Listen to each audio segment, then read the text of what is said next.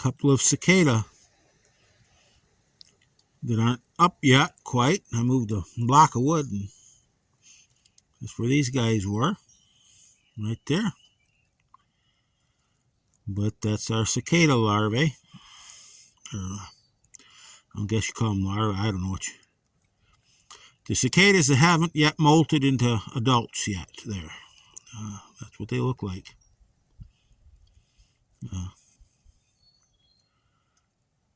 See his little front pinchers there work once in a while.